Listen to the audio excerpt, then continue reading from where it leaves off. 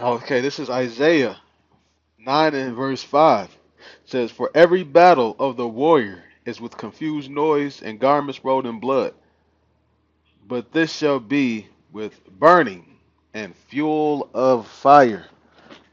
As I was saying in a previous video, how the earths that we're on, they're standing right now, uh, is reserved unto fire.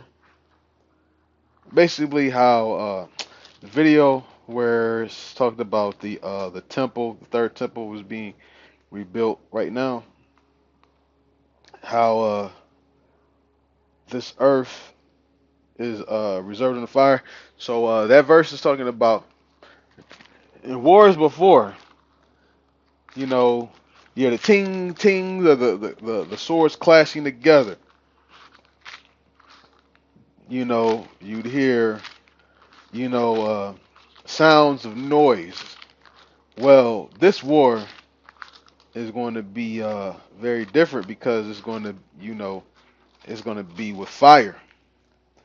And this is the World War III. You know, two woes have passed, a third woe cometh quickly. It's spoken about in Revelations. Real quick, I want to grab here in Peter chapter 4. Chapter 4. Uh, First Peter chapter. Wait, no, no. Second Peter chapter 3 and verse 6. It says, "Whereby the world that then was, being overflowed with water, perished." Talked about flood of Noah. But the heavens,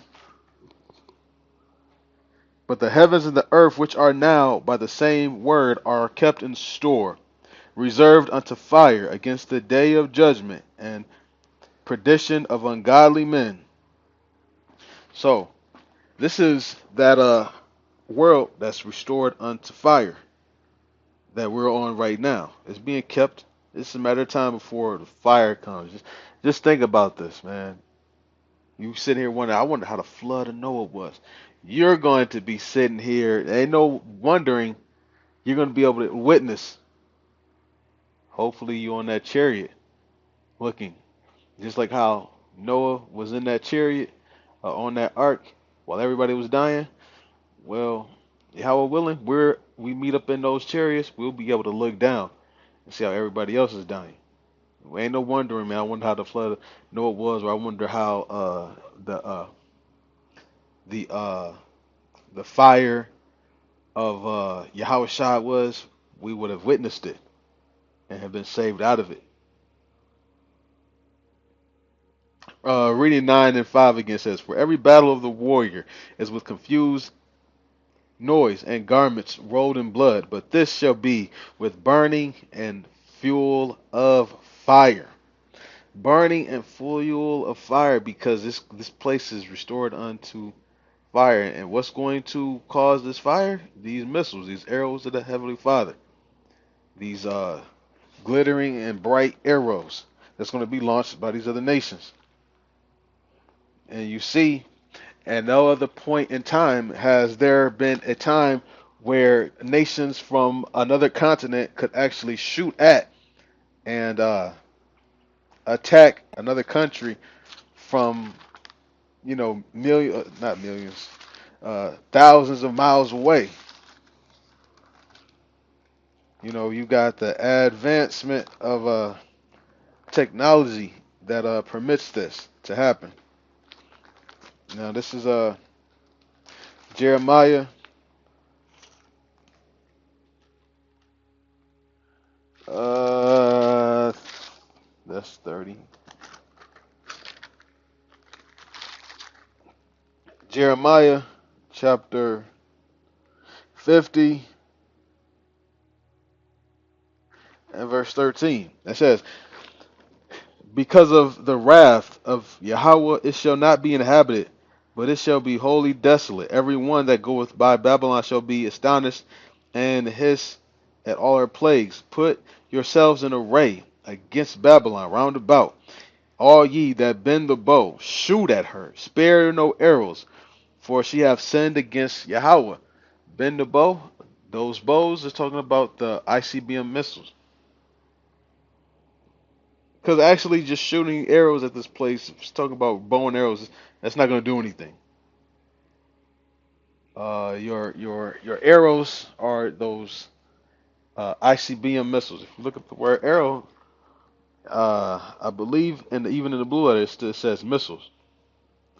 You know, you got your incendiary arrows, where you could actually put fire technology on the edge of a sword, of a arrow, and actually launch it, and then the arrow could maintain the flame while it's going through air and land, and it'll set whatever it hits on fire.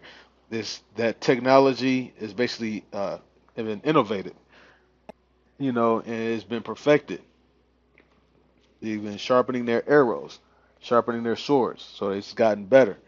These other nations basically are tapping in to their uh, I don't want to say the word, but the U word, the U element deposits and enriching themselves. Skipping down to Jeremiah 50 and 16, cut off the sower from Babylon, and him that handleth the sickle in the time of harvest, for the fear of the oppressing sword. They shall turn every one to his people, and they shall flee every one to his own land. Because why? Because America's a great melting pot. You got different people, different nations' tongues. It's that big seething pot that Jeremiah said that he saw. You know, so dropping down to verse 23 says, "How is the hammer of the whole earth cut asunder and broken? How is Babylon become a desolation among the nations?" Right. Remember? Because in Revelation 13 they were saying, "Who can make war with the beast? Who is like unto the beast?" Well, guess what? The Heavenly Father, His Son, can make war with this beast. That's nothing. That's light work. You know, how verse 23 again, Jeremiah 50 and 23. How is the hammer of the whole earth cut asunder and broken? How is Babylon become a desolation among the nations? I have laid a snare for thee, and thou art also taken, O Babylon, and thou wast not aware. Thou art found and also caught, because thou hast striven against Yahweh. Yahweh hath opened his armory, and have brought forth the weapons of his indignation. For this is the work of Yahweh, Elohim of hosts, in the land of the Chaldeans. Come against her from the utmost border. Open her storehouses, cast her up as heaps, and destroy her utterly. Let nothing of her be left. Slay all her bullocks, let them go down to the slaughter. Woe unto them! For this is for their day is come, the time of their visitation. That's what that the time of the judgment of this great whore. You know, in Revelation chapter 17, and that great whore is America. America is mystery Babylon. Why is it mystery? Because it's not. You don't see the actual word America at the time that it was written. This beast had not even been established yet. In fact, it was being inhabited peacefully, shall I say, for lack of a better word, by the 10 tribes that came over here pursuant to Second Esdras 13, verse 40 through 45. You know, so this place is, you know, now it was became drunk by the blood of the saints by killing, and the saints are Psalms chapter 50 and verse 5. Those that made a covenant with the uh, Most High by sacrifice, which are the elect, which are Israel, which are the nation of Israel. So they became drunken with the blood of the saints, you know, killing them, slaughtering them. You have the prophecy concerning Gad in Genesis 49. Behold, the troop shall overcome him, but he shall overcome at the last.